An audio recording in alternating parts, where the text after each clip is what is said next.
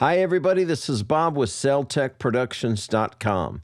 In this video, we're going to take a look at mixing an acoustic electric guitar. So let's get started.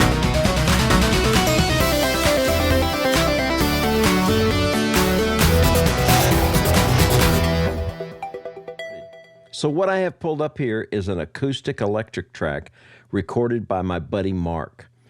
In this recording, he's playing tribute to Dwayne and Greg Allman. The guitar I used is a Taylor 914 CE with one track capturing the DI. Now, if you're not familiar with that term, direct injection or DI is simply your guitar cable plugged directly into your audio interface or your mixing board or whatever. The other track is capturing a Rode NT1A microphone pointed between the body of the guitar and the sound hole. So he asked me to take a listen and see if I could make some improvements to this track. So here's both of the tracks mixed together equally with no processing and panned straight up the middle. So let's take a listen to this one section of this song.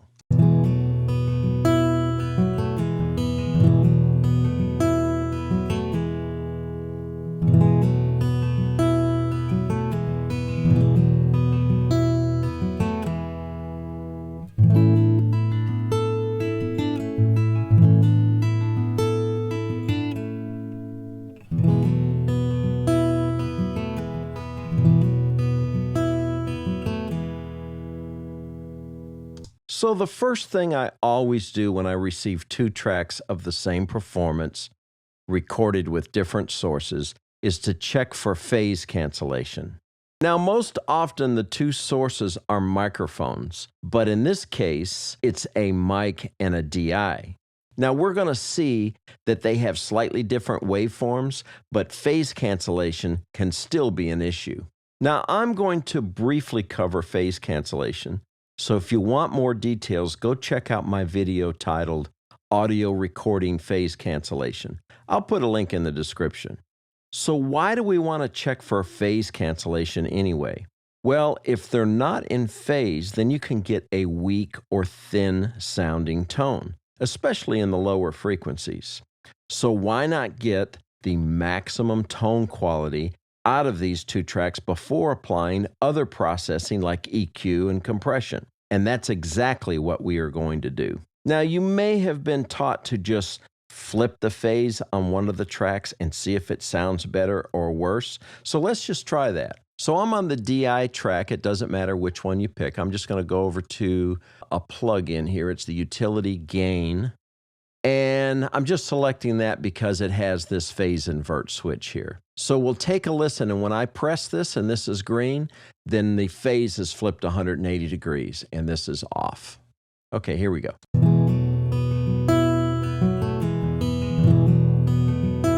On.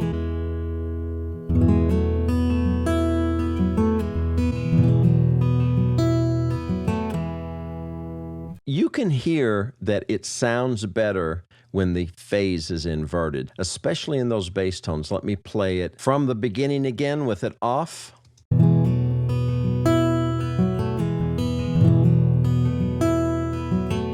Now the phase inverted.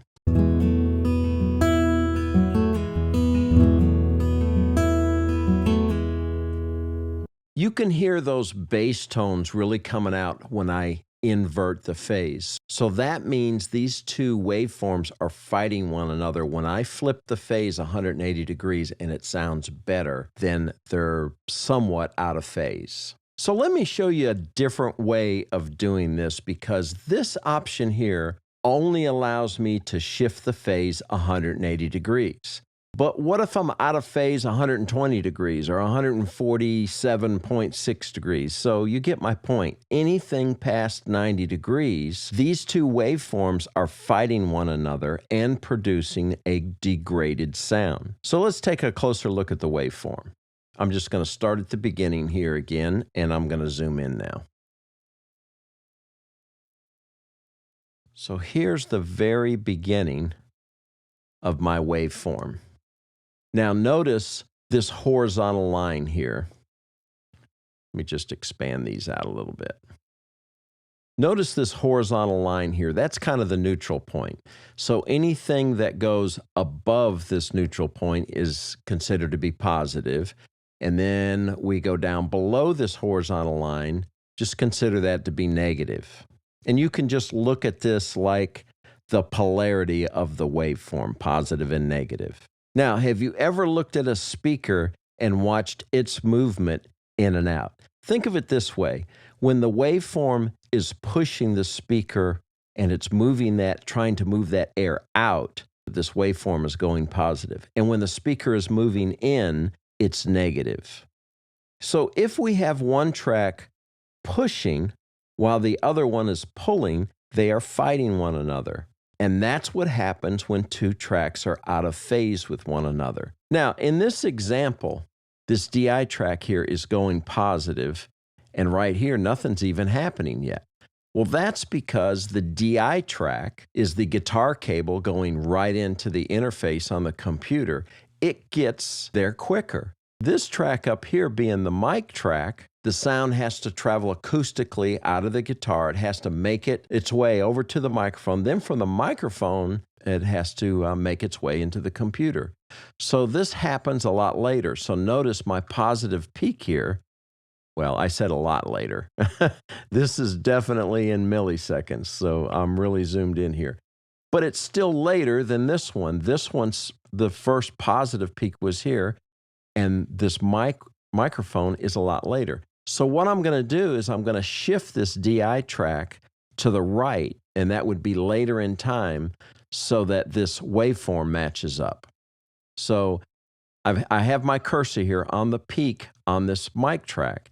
And now I just simply grab this track here, and I'm going to move it to the right until they line up. Now I'm in phase. These two tracks are in phase. So check it out now. When I invert the phase, what's going to happen? It's going to be 180 degrees out of phase because I've lined them up to be mechanically in phase, and it's going to sound best if I don't use the switch now, right? So check this out.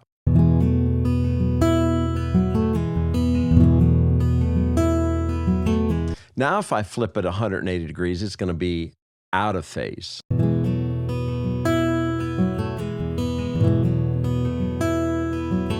I'll turn it back off.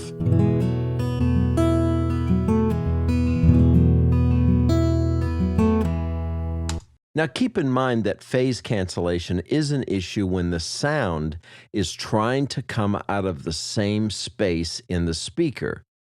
This problem goes away with hard panning left and right. This is why it's important to check your mixes for mono compatibility. Now let's go ahead with other processing like you've seen me do before with EQ and compression. I'll just stay on this DI track down here. I'm just going to solo that up and center it up, and we'll play that. And let's see, we're not going to need this gain plugin anymore because we don't have any phase issues. And we'll just start with, how about an EQ? I'll just use Logic's stock EQ, and we're just going to stay in the same section of the song. On an acoustic guitar, I always start with a high-pass filter because we have a lot of low frequencies down there. I'm going to turn the analyzer on, so I'm going to grab a high-pass filter and just bring it out. Just kind of cut everything out below, I don't know, we'll try about 90.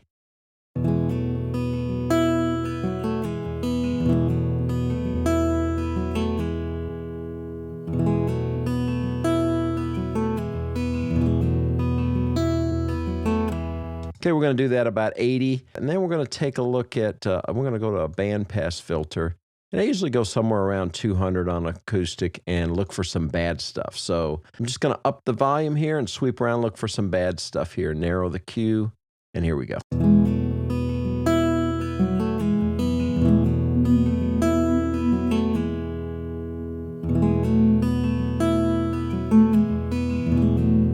It's going to notch that 215 out a little bit. And then I'm going to look somewhere around 500. So we'll pull that up. Take a listen. So we have a lot of boxiness there around 490, 500. Let's take a listen to that.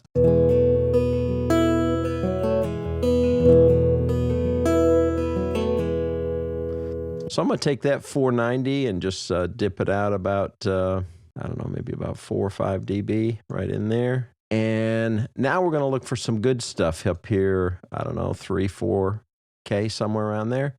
And I normally have a narrow Q when I'm subtractive EQ. And then if I'm boosting anything, you'll want to go a little bit wider. It sounds a little more natural that way. All right, here we go. We'll look for some good stuff now.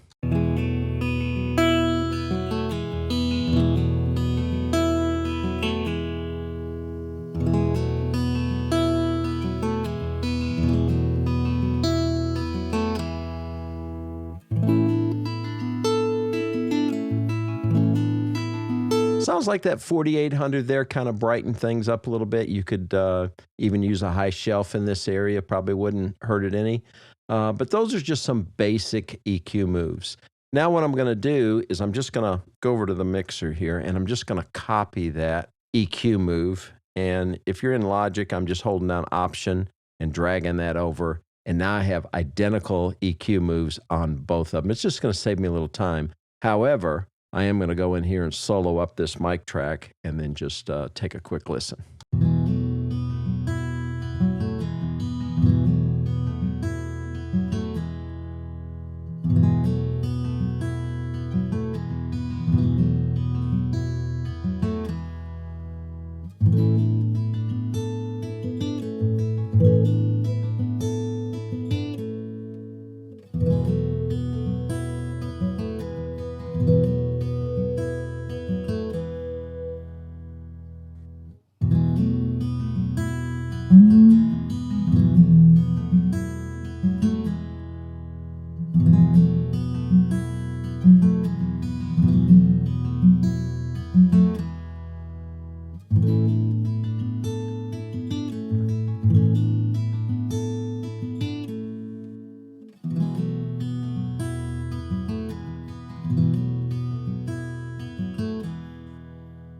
Okay, so just some minor differences between the mic track and the DI track as far as the EQ moves. We'll do the same thing with compression.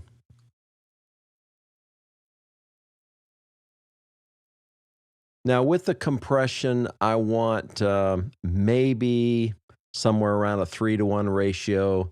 I'll make up about 3 dB of gain because I'm going to be looking for a reduction of about 3 dB. I want this auto gain off, and this is Logic's Platinum Digital, which is really a transparent compressor, so that should work pretty good for this. And let's take a listen.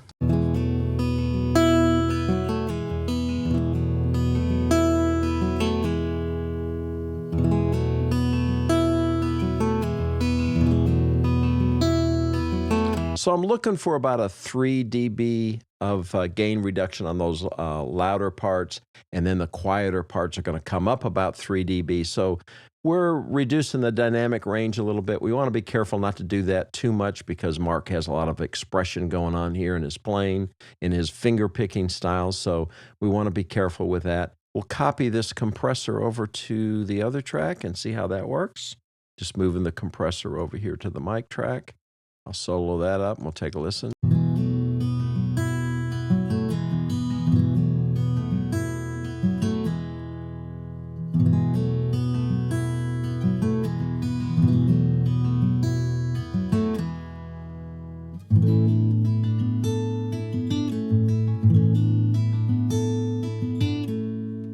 Okay, that should even out some of those dynamics on those two tracks. We have a different tone between these two tracks, and now we just spread them out and listen to the difference here with them hard pan left and right.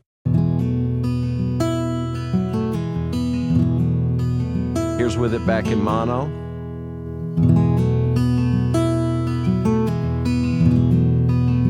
And now hard pan.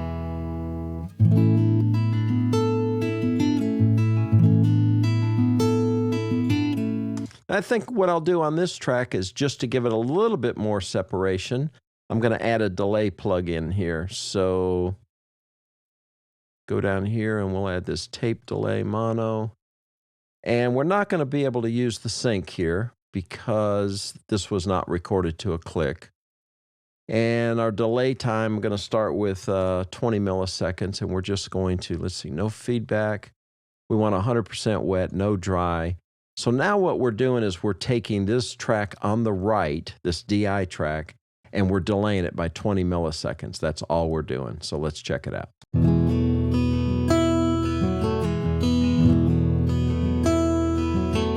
Gives a little separation. Let's double that. Let's try 40.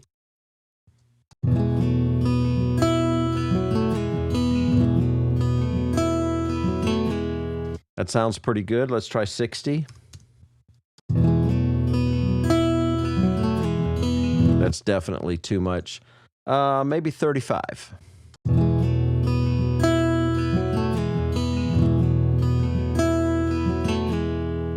Okay, and we can balance those a little bit. That right track is probably a little bit too loud, so we'll balance that.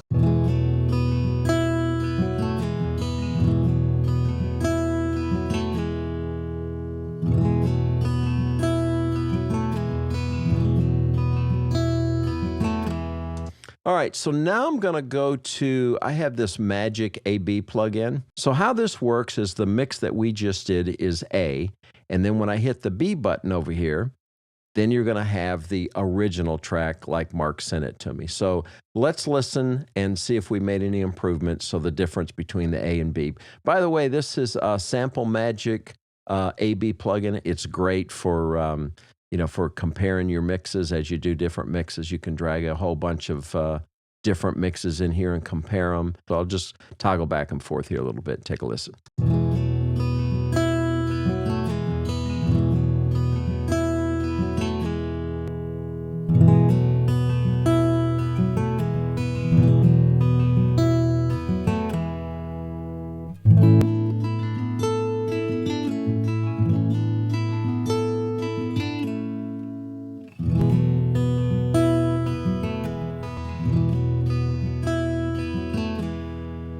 The only thing I might work on a little bit more on this track is reducing the string noise or string squeak. I did a video recently where I used an EQ and a de-esser to try to reduce that a bit, so you might want to go check that video out as well.